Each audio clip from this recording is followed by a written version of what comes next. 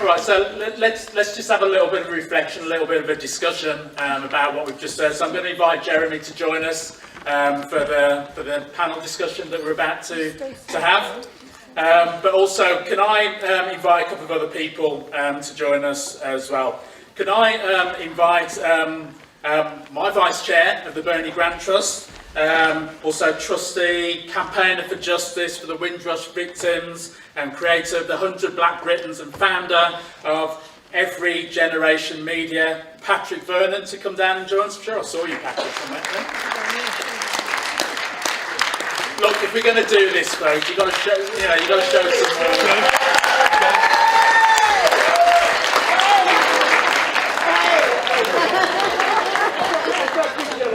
We can make this elbow thing more funky, can't we, really, I think, just going to put some body into it, I think, Can I also invite Sam Smethers, who's currently the Chief Executive of the Fawcett Society, to join us as well. Sam?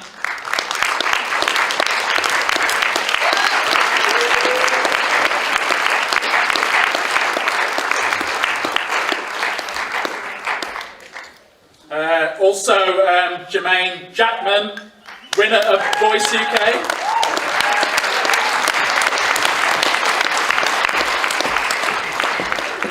Yeah, he only won because I wasn't in there, right, basically. No. Excellent. Okay, so it's time for some reflections, really, on what we've just heard. I think one of the big themes of that for me, really comes out of that black self-organisation, black representation. Happens to also been where I first met Bernie as well, around the work of the Labour Party black section. So maybe some kind of thoughts on where we've got to on black self-organisation. Start with you, Patrick, maybe, where we've got to on that, some of the challenges ahead. Yeah. Sure. Yeah. So I remember meeting Bernie many years ago. Grew up in Wolverhampton, from the West Midlands. Yeah, we had a branch, we had a black sections branch, and we used to meet in Telford, and then every so often we go down to Birmingham. Centre of the universe. Centre of the universe, still is, by the way. And so I've been involved in the party for many years as well. And I think if Bernie was alive today, what would he say? He would say to Jeremy, "Why are you number 10? That's the first thing. Yeah. But I know why, and we'll work on it. The second thing he would say is that great that we've got more female representation in Parliament, but also he would say, where are the black men? Yeah. Because apart from David, Clive, where are they? The Tories have got more black men. He'd be scratching his head, what's going on here? And the third thing he'd be saying, and which in Jeremy's speech talked about, that link with the community. And I think there's been a disconnect between Parliament and also to a certain extent local government, to be quite honest as well, and what was happening definitely in the 70s and 80s. There was a umbilical cord between activism and influence stuff. And and I think David's trying to bring that cord back in, others, and Diana's have, but we've got more work to do on that, and I hope the new cohort of MPs recognise that umbilical cord, the link between grassroots activism. And by the way, the reason why we're in Rosette, no, I'm not a Lib Dem, by the way. I went to a funeral today of a very close friend of mine. Her name was Andrea Ensign. She was born in Manchester, and she lived in Hackney for many years. She was an activist. She was involved in so many campaigns on anti-racism discrimination, and so we just laid it to rest today. And she was a big fan of Bernie, and she's definitely a big fan of yours as well, Jeremy, as well. And she believed in activism, and I think activism was the DNA of yourself, and you're still activists.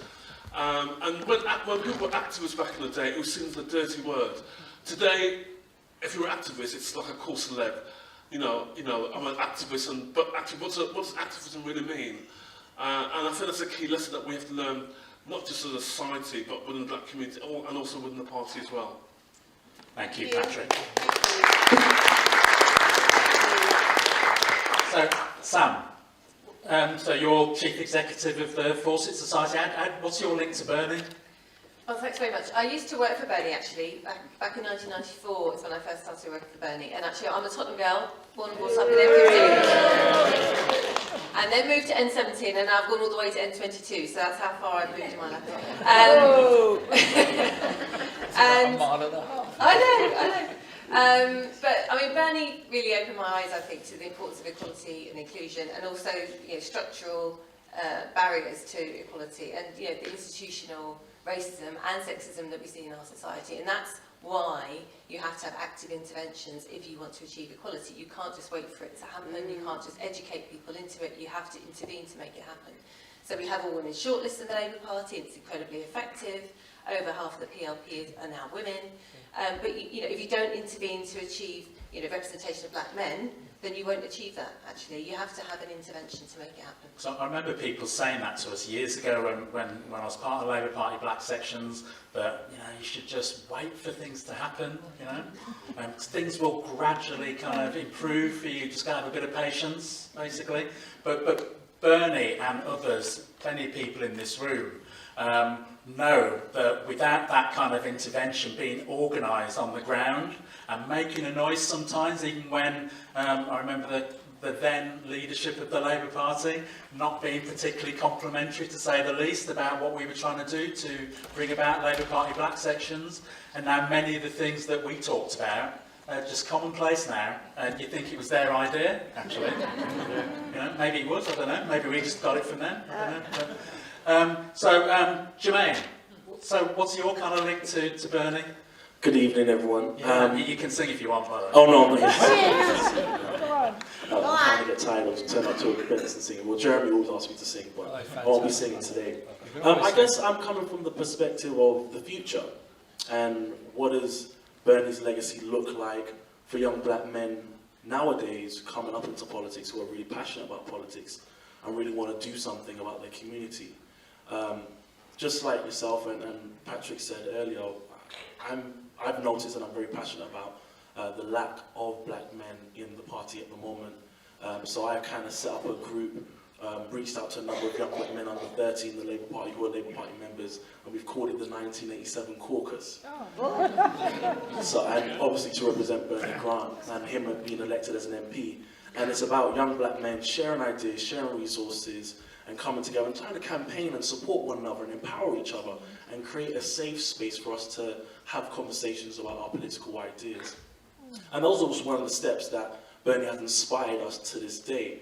And it goes back to that point, what can we use from the past to shape the future, and how can we build the future and from what we've learned from the past? And Jeremy used the term, a tree without a root.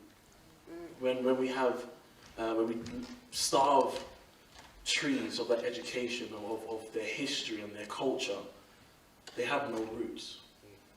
And when we think about, if we were to put a plant in a barrel, right, and we were to only shine a bit of sunlight through a small hole in the top right-hand corner of that barrel, that plant will grow towards that light, right? So what does that mean? What am I trying to say? A lot of the young people that I speak to, that I interact with, that I travel around the country talking to, they want to be singers, rappers, and footballers. Nothing wrong with that. That's okay. But you also have to ask the question, what are we constantly seeing on TV?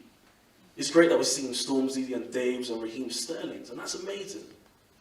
But we also need to be showing politicians and lawyers and doctors. So if you only show them that light, that sunlight, they're going to grow to that because that's the thing that they want to go to. How can we lift the lid on the barrel, widen their horizon to ensure that the plant can look at and see a varied amount of roles that they can go for and grow in any way they want to? And those are one of the principles that...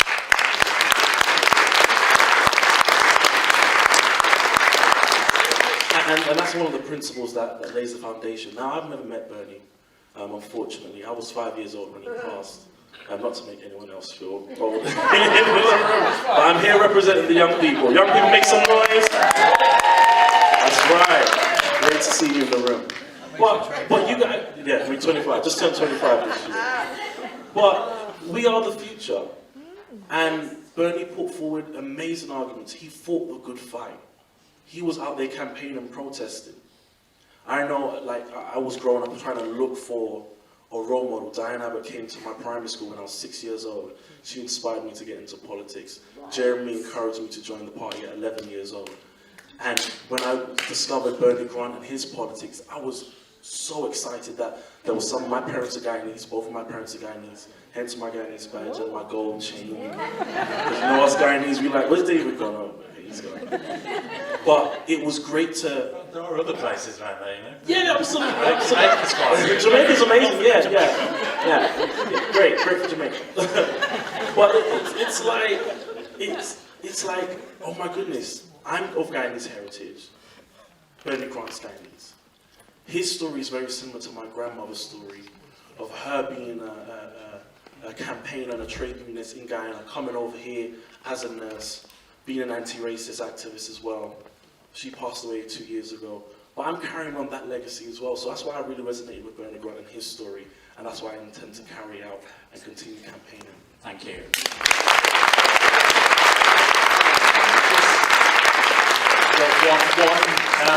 One point of disagreement. Not just the future, but also the present. Absolutely. Right? And I think it's really, really important that all the young folk in here don't just say, well, it's something that's down the road somewhere, but there's honest to God stuff that needs to be done now, where we need everybody involved. You know, we face massive challenges, and I think if we just say it's for a small group of people to do, and others can wait their turn. No, and just to add on to that, let's give the young person the seat at the table. Yeah, if we're talking about the present, young people are active. They know what you guys know what affects you in your community. I see you nodding your head. You're passionate about it. So how do we ensure that their voices are heard at the decision-making table and they're able to participate in the future and shaping the future? Right. I mean, can I absolutely?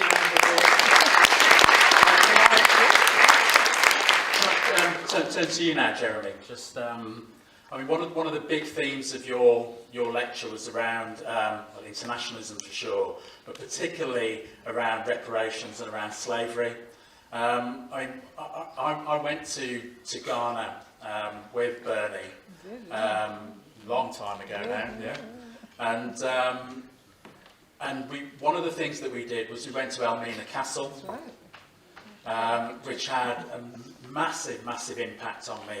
To see a place where maybe my ancestors went through, maybe, but certainly a lot of enslaved Africans went through.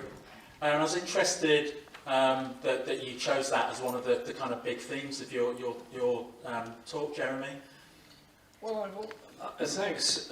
First of all, I should say that I gave the lecture this evening. I was very proud to do so. Quite a lot of people helped in preparation for it. We had quite a lot of discussions with people. And had I taken on board every very good suggestion that was given to me, I would be talking for 2 or 3 hours, because so much develops from when you discuss and go into the theme. I have always felt very strongly that somehow or other there's been a kind of airbrushing out of history of the brutality and the reality of the slave trade, and there's an exaggeration of the role played by British abolitionists. I'm not condemning them, because they played a role, and it was an important role. And I think the role that the Reverend Clarkson played, for example, in touring the whole country with the Clarkson's box, which showed what manacles were and how they were used against people. And I was invited to be one of the people putting on an exhibition in Parliament on the anniversary of the end of the slave trade. And we collected lots of things for this exhibition. And Speaker John Bercow was very supportive of holding it. And we held it with others in Westminster Hall. And I felt that somehow or other we've got to get this message out there about what the reality and the brutality of the slave trade was about, and the industrial scale of it. I mean, you'll remember the numbers I gave in that. This was an industrial scale organised thing, and it could only succeed because it was brutal, because it was powerful, because there was a great deal of money involved in it at the end of the day. And there's a brilliant part in Remy's book when he describes, as a sort of juxtaposition of the brutality of what's happening in Africa, where slaves have been captured, manacled and taken to the coast and loaded onto ships, with a debate in a club of slave owners, but they didn't call themselves slave owners, they called themselves sugar owners in London, who were discussing the problems of the sugar price at the time and how the problems that the slave uprisings were causing for the sugar trade. The abolition of the slave trade came because of slave uprisings in Jamaica, in Trinidad, in Barbados, in the United States, in Cuba, all over.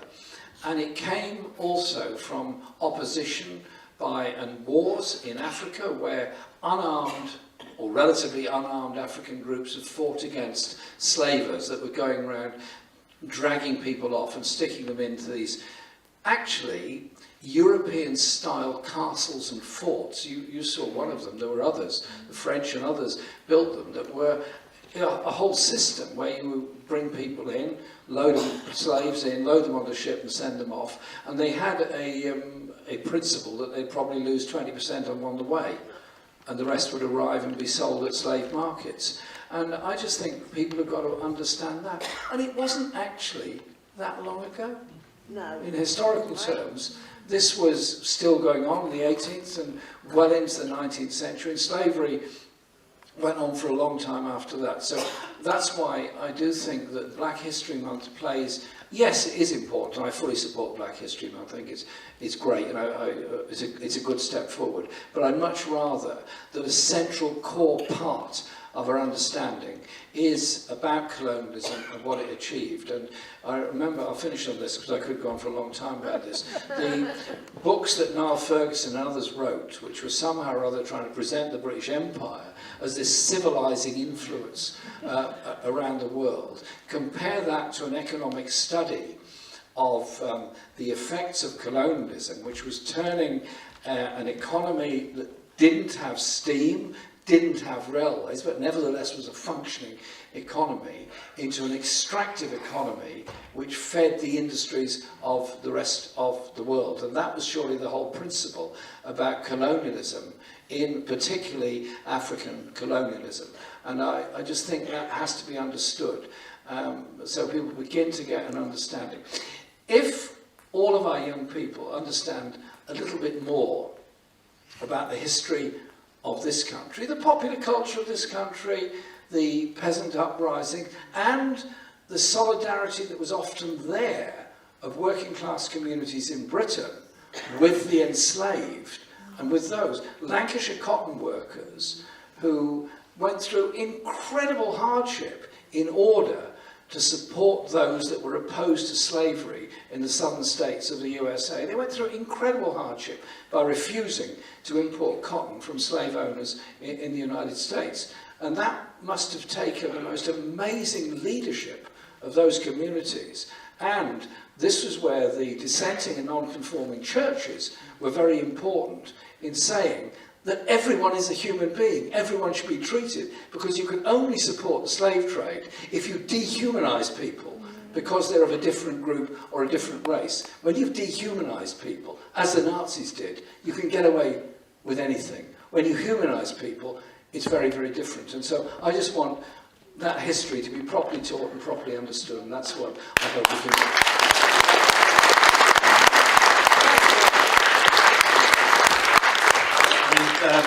Just recently, we saw a play in Stratford at the Royal Shakespeare Company. It was called The Whip.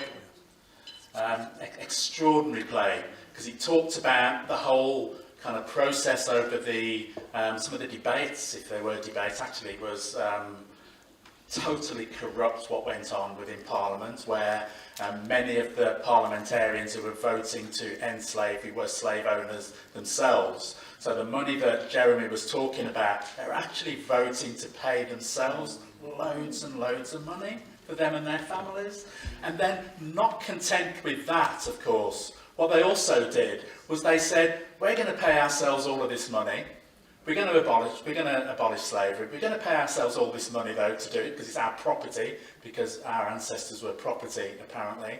But what we're also going to do is we're going to say, but you're not free at the end of that, because you have to stay in this apprenticeship for 7 years afterwards. So we'll pay ourselves loads of money, but we'll still have slaves as well. Utterly, utterly corrupt. And you know, the fact that we only stopped paying for this, we only just stopped paying for this in 2015, is just remarkable, frankly. Utterly remarkable. But I'm going to, there's a couple of people who told me beforehand that they wanted to kind of say a few words. I'm going to bring them in now before I come back to the panel for a few kind of closing comments. Is Sheldon Thomas around? The reason why I've come down here, I'm going to tell you something completely different to what these guys have been saying. I grew up in a time period where some of you in the room would know. At 9 years old, 1974, I went to the park and a police car pulled up and rolled down the window and shouted at Gollywog. At the time, I hadn't known the word Gollywog because I was 9, so I ran back home, told my mum and dad. My mum and dad's response kind of upset me more than the police. Because in that time, most West Indians who came over here were passive, weak, didn't educate us about slavery, didn't educate us about colonialism, didn't educate us about anything to do with economic suppression of Africa and the Caribbean, didn't give us any clear understanding of what we was getting ourselves into by coming to England, and believing that they owed England something. The older generation West Indians, the 40s and 50s, believed that this was the motherland. But there was a new generation of West Indians growing up here, which was my generation, the 60s. And we didn't want to accept that. So that gollywog, that word, was that one word that I heard repetitively, over and over again. And it changed from gollywog to sambo to coon to jungle bunny. The reason why I'm telling you this, that's what made me become a gang member. I became a gang member for 10 years. One, because I weren't loved in my own home, because my mum and dad didn't know how to love, because in those days, it was survival. My mum and dad had to survive here, so they had to put up with the language in order to survive, so they couldn't give love. So that sent me to the streets for 10 years. Reason why I'm telling you that is that Jeremy, or Jermain, that young man at the end, said something. And I'm going to tell him why there are no black men. We don't believe in the system. We have not seen any change for black men in this country under Labour or the Conservative or any party. No change. I don't know about anyone in this room, but I work with gangs. I go into places that will make your skin crawl. I go into trap houses where man's got guns and they're making drugs. Because their role models are the gang members. Because in society, we can't see ourselves. I've been waiting for I don't know how long to see a black man running the BBC. To see a black man, the head of Sainsbury's. To see a black man doing something other than playing football, as my man said. Because we grew up and was told by white teachers, you can't become a solicitor, you've got to play football. And when we went to play football, I'm going to tell you what happened. I used to play for Chelsea. 1978, I got in. Only to be seen banana skins thrown at me. Abused. I went back to the streets. And the reason why I'm telling you that is that I think we need to wake up sometimes. I hear Jeremy talking about colonialism, and I hear Jeremy talking about money that should be paid back. But the one thing that we need to do if we want that to go forward, we need more unity amongst black people. We don't have that.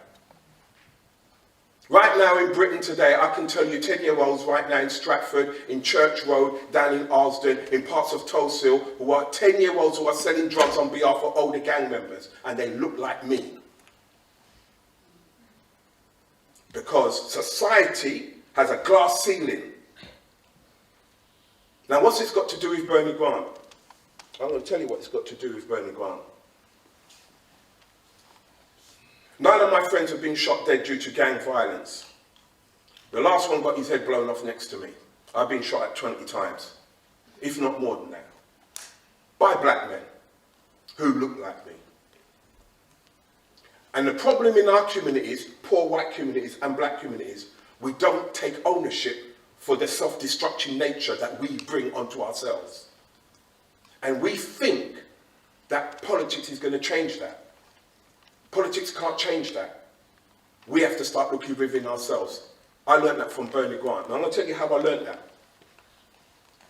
Obviously, as you get older, you can't be in a gang, carrying guns, shooting people, kidnapping, torturing people. You can't continue to do that. At some point, you've got to reflect on yourself. I made a phone call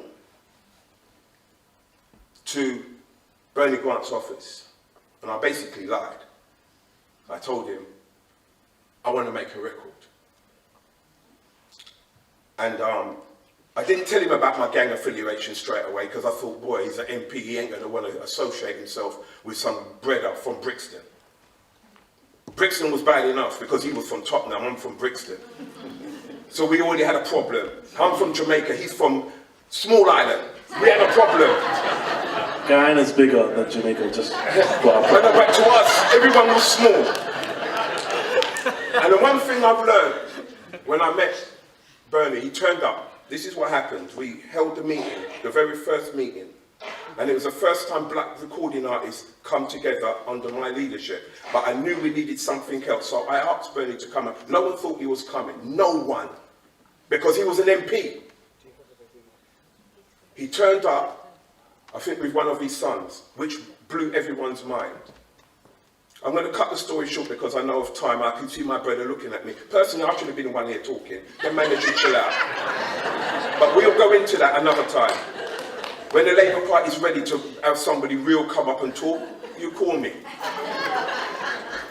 But Bernie Grant took a liking to me. He introduced me to his wife Sharon. He introduced me to, in fact, they brought me to your house, innit, on a regular basis. I was shocked because I never believed that MP would bring me a man like me to the house and sit down and eat food. So that got me thinking that this brother was something else. He wasn't normal. It wasn't normal because you don't invite an ex-gang member to your yard and you sit down and have food. And then on top of that, you invite him to the House of Parliament. And everybody knows we want to blow down Parliament. So my man's invited us down there. Anyway, cut a long story short, one day I got a phone call. And I think it was from that lady there. I cannot remember, but I got a phone call. Would I like to go to America to meet Jesse Jackson and the Black Caucus? Now, I'm in shock here because I'm thinking, why on earth would a man want to take an ex-gang member to America to meet Jesse Jackson? That's just not normal. And while we was going on the aeroplane, I didn't know that Bernie Grant was the first black councillor, because you've got to understand how we look at things as black boys back then. We never believed that black people could strive to them positions. And it was through Bernie Grant that I began to realise not every white person was a racist. Because up till then, in the 70s and 80s, all of us thought white people were all racist. We didn't know the difference between the policeman or the National Front. We didn't know no difference. And so for us to learn from Bernie Grant that not every person, and the only way I'm going to get around that is to get myself re-educated. So when he took me to meet Jesse Jackson, the two of them sat down with me and started to talk to me about getting my brain wider. Because when you don't have education, you think narrow. So, I came back to England. I've got a statistics degree, diploma in economics, diploma in management, diploma in business, A-level history, and diploma in accounts, all because of Jesse Jackson and Bernie Grant. They influenced my brain. The reason why I come up here today is to say this. Nothing's going to change in this society unless we start reflecting back on ourselves. That means white people need to reflect about not keeping quiet when racism's at the door. That also means that when black people get into power, don't mistreat the other black person trying to come up. And if you want to know the truth about why there are no black men, is that we don't believe in your system. And if you want us to believe in your system, we need the adults to start showing us the truth and being honest. And one of the things about being honest is stop deceiving yourself and saying England is a multicultural society, because we're not a multicultural society. Multicultural would mean that you can see us in every sphere of the environment, of the workplace, and you can't. So for me, I'm going to end, because this man's rushing me, I don't know why. But for me, multicultural cannot be used and should not be used, and especially should not be used by white people who have never been in our boots, should not be used unless we can start seeing ourselves at the top, in the middle, and at the bottom, and not just at the bottom.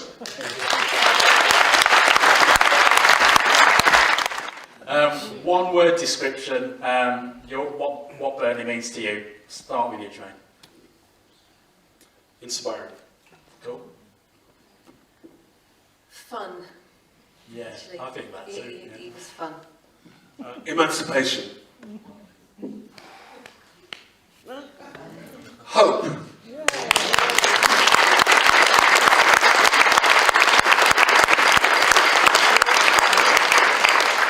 for me, awesome. Can I, first of all, thank everybody involved in putting on this evening's event. I think it's been an awesome evening day, thank you.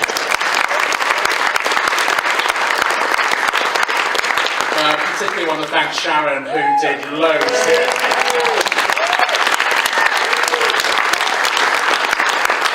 And can I thank everybody who's been, who's contributed this evening, of their time, their energy, their knowledge, their skill, their wisdom, their experience, everybody, but in particular, I'd like to thank Jeremy Corbyn, leader of the Labour Party.